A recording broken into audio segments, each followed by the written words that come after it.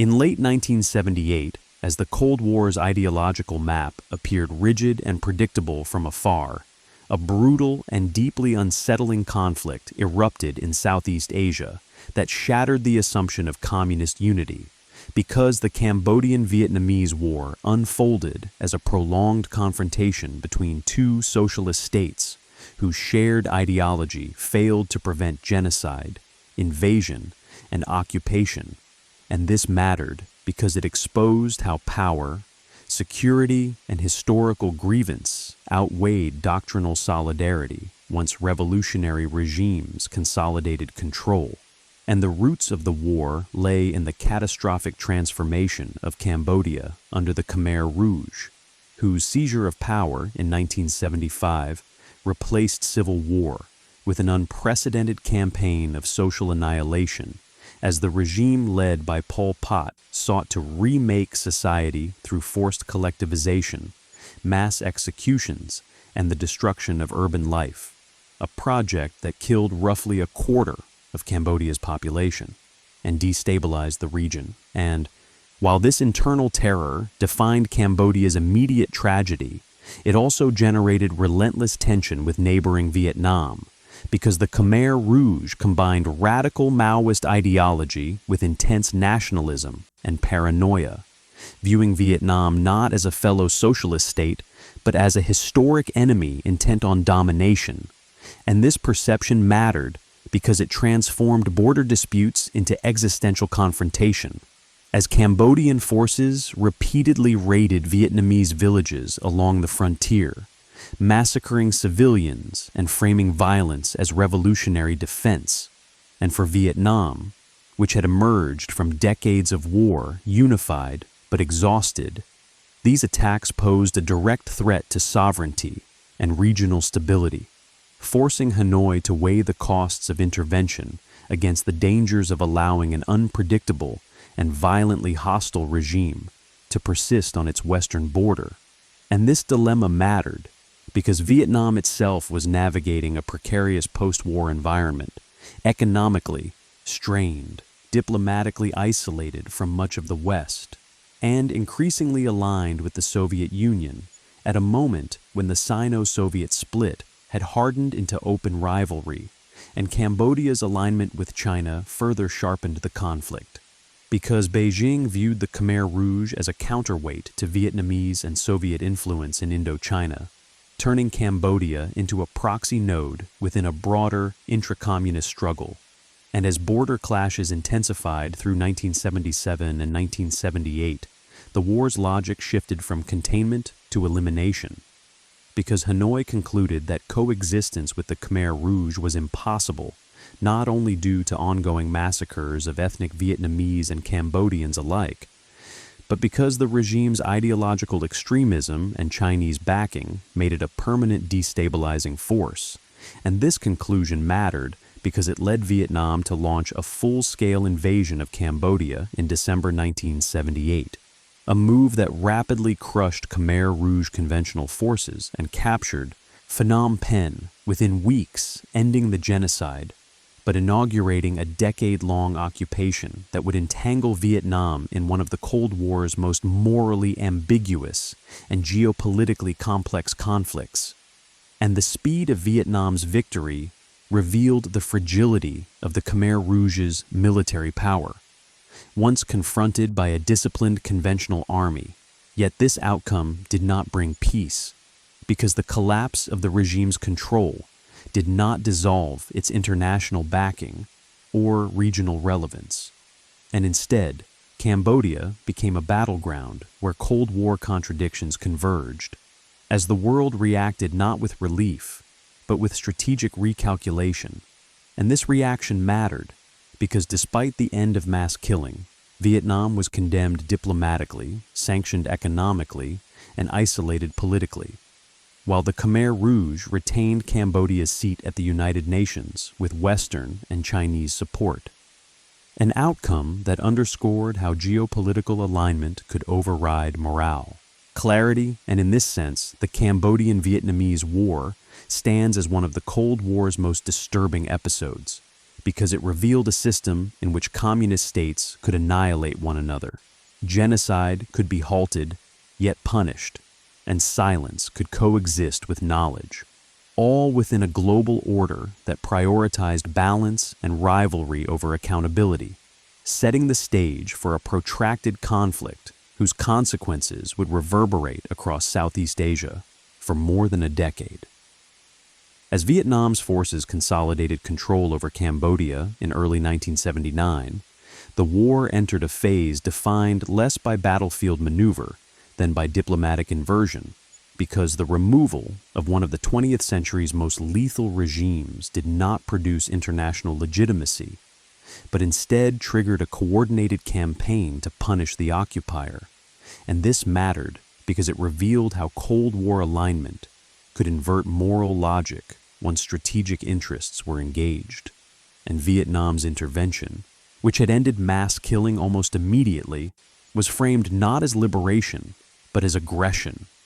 a characterization that allowed global powers to maintain pressure on Hanoi while preserving a balance against Soviet expansion in Southeast Asia. And this framing mattered because it ensured that Cambodia's devastation would continue in a different form, as guerrilla war, economic isolation, and political paralysis replaced genocide as the dominant features of national life. And at the center of this paradox stood the remnants of the Khmer Rouge, who, despite their military defeat, retained international recognition and external backing, particularly from China, which viewed Vietnam's occupation as an unacceptable extension of Soviet influence, and responded by sustaining anti-Vietnamese resistance along the Thai-Cambodian border, transforming the war into a proxy confrontation layered atop an already fractured region. And this transformation mattered because it demonstrated how quickly Cold War rivalry could rehabilitate perpetrators once they served strategic purpose, revealing that legitimacy in the international system was contingent not on conduct, but on alignment.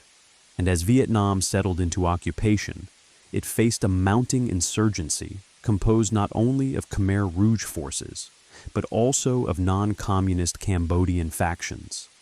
all unified less by ideology than by opposition to foreign control. And this convergence mattered because it prolonged conflict while preventing any single alternative from consolidating authority, ensuring that Cambodia remained locked in instability even after the genocide ended. And within Vietnam, the costs of occupation escalated rapidly as troops were tied down in prolonged counterinsurgency, resources were drained, and the country became increasingly dependent on Soviet economic and military assistance to sustain its position, deepening its isolation from the West and much of Asia. And this dependency mattered because it locked Vietnam into a rigid alignment at a moment when flexibility might have eased pressure,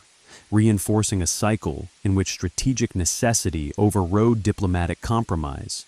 And internationally, the response to the war exposed a rare convergence of interests between ideological rivals, because Western states, China, and members of the Association of Southeast Asian Nations all opposed Vietnam's presence in Cambodia, despite radically different motivations, creating an unusual coalition united not by shared values but by a common desire to constrain Soviet-backed expansion. And this coalition mattered because it sustained Cambodia's exclusion from meaningful reconstruction, blocked diplomatic recognition of the new government in Phnom Penh, and ensured that humanitarian relief was tightly constrained by political conditions, prolonging civilian suffering under the guise of principle. And as the 1980s unfolded, the Cambodian Vietnamese War became less visible but no less destructive, fading from headlines even as fighting continued in border regions, refugee camps expanded, and landmines spread across the countryside, embedding violence into the physical and social landscape in ways that would persist long after formal hostilities ended. And this invisibility mattered because it allowed the conflict to be managed rather than resolved, treated as a static feature of Cold War geopolitics rather than as an urgent human crisis. And for Cambodia, the result was a decade in which peace was deferred, governance remained fragmented, and recovery was postponed in the name of strategic balance. While for Vietnam, the occupation became a strategic trap, securing influence at the cost of economic stagnation and diplomatic isolation. And in this sense, the second phase of the Cambodian Vietnamese War revealed how ending one catastrophe could give rise to another, quieter but more enduring, shaped not by ideology or morality, but by the cold arithmetic of alignment, demonstrating that in the Cold War, even the cessation of genocide could be punished if it disrupted the balance of power, and that silence, once established, could become a stable outcome even when the consequences were fully understood. As the conflict settled into a protracted stalemate through the early 1980s, the Cambodian Vietnamese War increasingly illustrated how silence could function as a policy. Because once the initial shock of Vietnam's invasion faded, the war was absorbed into the background logic of Cold War management, treated as an inconvenience rather than a crisis demanding resolution. And this mattered because it allowed suffering to persist without provoking sustained diplomatic urgency, reinforcing the pattern seen in other peripheral conflicts where visibility declined even as violence continued. And within Cambodia, the consequences were devastating, as decades of destruction left institutions shattered, infrastructure ruined, and society saturated with fear, while ongoing fighting along the Thai border kept large portions of the population displaced, dependent on aid, and exposed to renewed violence. And this instability mattered because it prevented the emergence of a coherent post-genocide order, leaving Cambodia trapped between a foreign-backed government in Phnom Penh and externally supported resistance forces whose legitimacy rested more on opposition than on vision. And for Vietnam, the prolonged occupation became increasingly costly, both materially and politically, as international sanctions restricted trade, diplomatic isolation hardened, and the burden of sustaining tens of thousands of troops abroad strained an already fragile economy. Yet withdrawal was delayed by the fear that leaving would allow hostile forces to return to power, a calculation that revealed how strategic entanglement can trap states in conflicts they can neither decisively win nor abandon. And this trap mattered because it locked Vietnam's future to the endurance of an unpopular occupation, postponing normalization with the world for more than a decade. And at the global level, the war exposed a profound contradiction in Cold War ethics, because the same international system that had condemned genocide rhetorically now tolerated the political survival of its perpetrators in exile, provided they served a strategic purpose while penalizing the state that had stopped the killing. A reversal that underscored how moral judgment was subordinated to balance of power logic. And this contradiction mattered because it revealed that Cold War silence was not ignorance, but accommodation, a deliberate choice to prioritize containment over accountability. And as superpower attention shifted elsewhere, Cambodia became emblematic of a conflict that everyone understood, yet few wished to resolve. A war sustained by inertia, proxy support, and diplomatic deadlock, rather than by decisive engagement. And this environment of managed neglect allowed the violence to persist into low-intensity form, with guerrilla attacks, reprisals, and landmine warfare exacting a slow toll that rarely reached international consciousness. And this persistence mattered, because it showed how wars could continue indefinitely once removed from strategic urgency, sustained by external funding and internal fragmentation. And in historical perspective, this phase of the Cambodian Vietnamese War demonstrates how the Cold War structure could transform even morally unambiguous situations into prolonged ambiguity, ensuring that the end of one atrocity did not lead to peace, but to a quieter, normalized suffering that endured precisely because it no longer threatened the global balance, revealing a system capable of absorbing catastrophe without correction. And by doing so, it exposed the limits of ideological solidarity, humanitarian concern, and international resolve when confronted with the competing imperatives of rivalry and restraint. As the decade wore on and the Cambodian Vietnamese War dragged into the mid-1980s, the conflict increasingly revealed how Cold War paralysis could become self-sustaining, because the longer the occupation lasted, the more entrenched the incentives for inaction became. And this mattered because all major external actors now faced costs in altering the status quo that outweighed the costs of tolerating continued instability. And within Cambodia, this translated into a frozen political landscape, where genuine reconstruction was impossible, as resources were diverted toward security, legitimacy remained contested, and much of the countryside was defined by minefields, displaced populations, and cycles of low-level violence that never quite ended. And this stagnation mattered because it ensured that an entire generation grew up in the aftermath of genocide without peace, absorbing insecurity as normality. And for Vietnam, the war became an economic and strategic anchor, tying Hanoi ever more tightly to Soviet support. At a moment when the global socialist system itself was beginning to strain, reinforcing dependence while delaying the reforms and international reintegration that might have alleviated internal hardship. And this delay mattered because it demonstrated how foreign occupation, even when justified as necessary, can distort national priorities and prolong isolation far beyond the original rationale. And at the regional level, ASEAN states continued to oppose Vietnam's presence, not because they supported the Khmer Rouge, but because they feared the precedent of a powerful neighbor imposing regime change by force, a concern rooted in sovereignty rather than morality. And this regional stance mattered because it further legitimized diplomatic obstruction,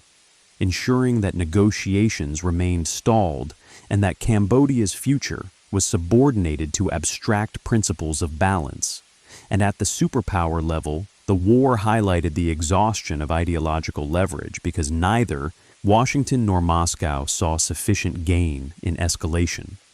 preferring instead to manage the conflict at arm's length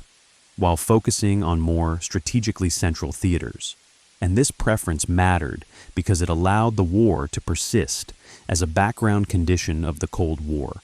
rather than as a problem to be solved, reinforcing the pattern in which peripheral suffering was absorbed into the system rather than addressed. And as analysts later reflected on this period, they noted that the Cambodian Vietnamese War was sustained not by momentum, but by equilibrium, a balance of interests in which no actor was willing to pay the price of decisive change. And this equilibrium mattered because it revealed how Cold War silence was often the product of rational calculation rather than neglect, a conscious choice to accept ongoing violence as the least disruptive option. And in this sense, the prolonged middle phase of the war exposes one of the Cold War's most troubling dynamics, the capacity of the international system to normalize unresolved conflict indefinitely, allowing devastation to persist not because solutions were unavailable, but because pursuing them threatened the fragile architecture of rivalry that governed global politics. As the Cold War itself began to shift in the late 1980s, the Cambodian Vietnamese War finally entered a phase where change became possible, not because the conflict's human cost suddenly mattered more, but because the strategic environment that had sustained paralysis began to dissolve. And this mattered because it revealed that resolution was contingent not on moral reckoning, but on alterations in superpower priorities. And for Vietnam, the decisive pressure came as Soviet support weakened under economic strain and political reform in Moscow. reducing Hanoi's ability to sustain a costly foreign occupation and forcing a reassessment of long-held assumptions about security and alliance. And this shift mattered because it broke the equilibrium that had frozen the war in place, making withdrawal a necessity rather than a concession. And as Vietnam announced its intention to pull out of Cambodia in 1989, the conflict's long arc came into focus, revealing a war that had lasted not because it was unwinnable, but because it had been strategically convenient to prolong. And this realization mattered because it underscored how deeply Cambodia's fate had been tied to forces beyond its control. And the withdrawal did not immediately restore peace, because decades of destruction had left behind a fragmented political landscape, armed factions, and a society traumatized by violence. Yet it created the conditions for negotiations that had been impossible under occupation, opening a path toward the Paris Peace Accords and the eventual involvement of the United Nations. And this outcome mattered because it showed that international engagement, once aligned, could facilitate transition rather than obstruction, albeit belatedly and imperfectly. And in historical perspective, the Cambodian Vietnamese War thus stands as a stark illustration of Cold War contradiction, a conflict where genocide was ended, yet punished, occupation was condemned, yet tolerated, and peace was delayed until the strategic scaffolding that sustained war finally collapsed. And by tracing this trajectory from invasion to stalemate to withdrawal, the war reveals how silence can be an active policy choice, maintained until external conditions shift. And in this sense, the Cambodian Vietnamese War must be understood not only as a regional conflict, but as a mirror of Cold War logic itself, showing how ideological rivalry could override humanitarian clarity, prolong instability, and defer justice until the balance of power itself was transformed, leaving behind a legacy defined not by decisive victory, but by the slow, belated reemergence of peace, once the structures that had frozen the conflict finally gave way. As the final years of the 1980s unfolded, and Vietnam's withdrawal became reality rather than promise, the Cambodian Vietnamese War revealed its full historical weight, because the conflict's resolution confirmed that its longevity had been governed less by necessity than by the inertia of Cold War structure. And this mattered because it demonstrated how wars could persist long after their original rationale collapsed, sustained by diplomatic deadlock, proxy incentives, and the absence of pressure to change course. And for Cambodia, the end of occupation did not mark a clean break, but a painful transition, as competing factions re-entered a political arena littered with landmines, mistrust, and unresolved trauma, ensuring that peace would be fragile and externally managed rather than organically consolidated. And this fragility mattered because it underscored how deeply the war had damaged the foundations of governance, leaving a state that could not recover without prolonged international supervision. And for Vietnam, the withdrawal marked a strategic turning point, signaling a shift away from rigid alignment and toward reintegration with the global system. Yet, it also forced a reckoning with the costs of a decade-long occupation that had drained resources and delayed reform, revealing how intervention undertaken in the name of security can become a long-term liability once the strategic environment changes.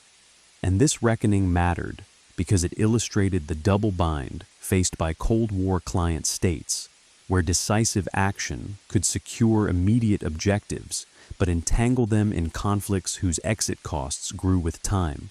And internationally, the war's conclusion exposed the moral dissonance that had defined its course, because the same powers that had condemned Vietnam for ending genocide now welcomed its withdrawal as a step toward stability, quietly acknowledging that the earlier posture had prolonged suffering without advancing justice. And this acknowledgement mattered because it revealed how Cold War positions could be revised without apology once strategic circumstances shifted, reinforcing the sense that ethical consistency was subordinate to balance of power adjustment. And as Cambodia moved haltingly toward peace under international auspices, the war's legacy remained visible in the millions of landmines embedded in its soil, the fractured political culture, and the enduring memory of abandonment by a world that had known but chosen silence. And this legacy mattered because it confirmed that the Cambodian Vietnamese War was not an anomaly, but a distilled example of how the Cold War operated at its margins, where clarity of right and wrong did not guarantee action, and where suffering could be tolerated until geopolitical scaffolding dissolved. And in this sense, the war stands as a reminder that the Cold War's end did not automatically redeem its moral failures, but merely expose them more clearly, showing that the path to peace often opened only when the strategic incentives for war finally vanished, leaving societies to reckon with the accumulated costs of a silence that had lasted far too long. As the Cambodian Vietnamese War receded into the closing chapter of the Cold War, its deeper meaning became clearer in hindsight, because the conflict demonstrated how ideological labels could collapse entirely when confronted with security anxiety, historical grievance, and great power rivalry. And this mattered because it revealed that communist solidarity was never a reliable brake on violence, even between states that claimed the same revolutionary lineage. And for Cambodia, the war's long aftermath confirmed that the destruction of the Khmer Rouge did not automatically restore sovereignty or dignity, as the country instead passed from genocidal isolation into geopolitical limbo, where its fate was debated, delayed, and negotiated by external actors for more than a decade. And this limbo mattered because it showed how small states caught between rival powers could lose control over their own recovery, becoming objects of diplomacy rather than agents of renewal.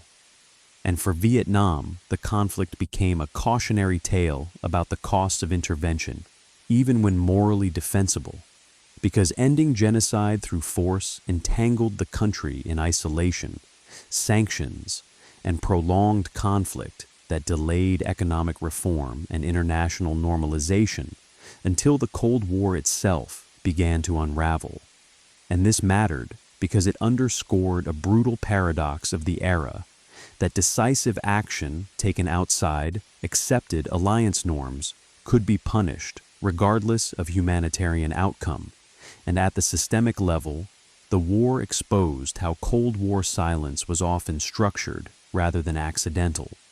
maintained through voting blocs, diplomatic formulas, and proxy support that preserved equilibrium at the expense of justice, ensuring that the perpetrators of mass murder could survive politically as long as they served a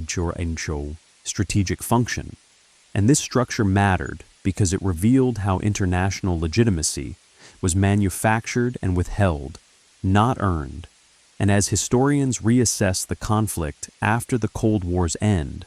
the Cambodian Vietnamese War emerged as one of the clearest examples of moral inversion in 20th century geopolitics, where stopping genocide led to condemnation while sustaining instability was treated as preferable to altering the balance of power. And in this sense, the war forces a reckoning with the limits of ideological narratives, showing that the Cold War's deepest failures were not only the wars it produced, but the silences it enforced, the truths it subordinated, and the suffering it normalized in pursuit of strategic equilibrium, leaving behind a legacy defined not by victory or defeat, but by the long delay of justice in a world that understood the crime, yet chose restraint over resolution. As the Cambodian Vietnamese War moved toward its final resolution, the conflict ultimately revealed how the Cold War's architecture could delay peace, not by accident, but by design. Because once a war was absorbed into the logic of rivalry and containment, its continuation became easier than its conclusion. And this mattered because Cambodia's suffering persisted not due to confusion or lack of information, but because decisive action threatened to disrupt carefully managed alignments. And for Cambodia, this meant that even after the genocide ended, the country remained trapped in a liminal state where sovereignty was nominal, reconstruction stalled, and political futures were negotiated externally rather than determined internally. And this condition mattered because it confirmed how small states emerging from catastrophe could be denied agency precisely when it was most needed. And for Vietnam, the long occupation underscored the danger of strategic overextension, as a war undertaken to eliminate a security threat evolved into a prolonged liability that delayed reform, entrenched dependence on a weakening patron, and postponed normalization with the wider world, illustrating how even successful military intervention could generate costs that outlasted its benefits.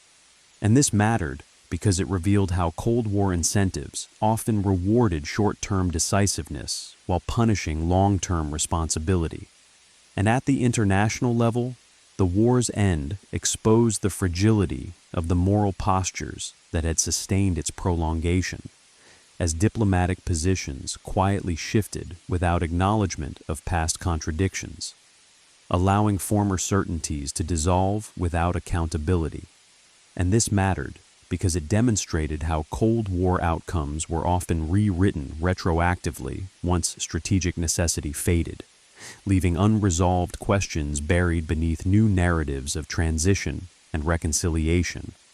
And in historical perspective, the Cambodian Vietnamese War stands as a stark illustration of how the Cold War could absorb even the most extreme human tragedies into its structural logic, delaying peace until the system itself weakened. And by tracing the conflict's full arc from genocide to invasion, from occupation to withdrawal, the war reveals a global order capable of recognizing atrocity, yet unwilling to act decisively when action threatened equilibrium, ensuring that silence, once chosen, became a durable policy whose consequences were measured in years of deferred recovery and generations shaped by conflict they did not choose. And in this sense, the Cambodian Vietnamese War endures as a warning that in a world governed by balance rather than justice, the end of violence does not guarantee peace, and the correction of evil does not ensure legitimacy, leaving societies to wait not for right decisions, but for the collapse of the structures that made delay acceptable. As the Cambodian Vietnamese War reached its final stretch, the cumulative weight of its contradictions became impossible to ignore, because the conflict had by then exposed every fault line in Cold War logic, showing how ideology could fracture, morality could invert, and silence could be maintained even in the face of widely acknowledged catastrophe. And this mattered because the war's duration was not the product of uncertainty, but of calculation, as global and regional powers repeatedly chose containment over correction, allowing Cambodia to remain a frozen problem until external conditions shifted. And for Cambodia, the result was a delayed and externally managed peace that arrived only after immense demographic, psychological, and institutional damage had already reshaped the nation, ensuring that recovery would be slow, uneven, and dependent on international supervision rather than domestic cohesion. And this dependency mattered because it reflected how thoroughly agency had been stripped away during years of occupation, proxy warfare, and diplomatic obstruction, and for Vietnam, the war's end confirmed that intervention undertaken for security and humanitarian reasons could still exact a severe long-term price, as isolation, sanctions, and overextension delayed economic reform and forced a painful recalibration of foreign policy once Soviet support weakened, illustrating how Cold War alignment could entangle states in conflicts whose exit costs grew over time. And at the systemic level, the conflict left behind an uncomfortable legacy, because it demonstrated that even when genocide was halted, the international system could respond by punishing the intervener and rehabilitating the perpetrators if, doing so, better preserved strategic balance, a reality that challenged any claim that the Cold War order was guided by consistent ethical principles. And this challenge mattered because it forced later reassessments of how legitimacy was constructed and denied, revealing that recognition, condemnation, and silence were tools deployed according to interest rather than conduct. And in this sense, the Cambodian Vietnamese War stands as one of the era's most revealing episodes, not because it was unique, but because it made visible dynamics that were often obscured elsewhere, showing how wars could persist in low intensity for years once absorbed into the machinery of rivalry, and how peace would arrive not when suffering peaked, but when the geopolitical scaffolding that sustained delay finally weakened, leaving societies to confront the aftermath of choices made far beyond their borders. In closing, the Cambodian Vietnamese War of 1978-1989 stands as one of the Cold War's most unsettling contradictions, because it revealed how a system built on ideological rivalry could tolerate moral inversion, prolonged silence, and strategic paralysis, even when the facts were unmistakable.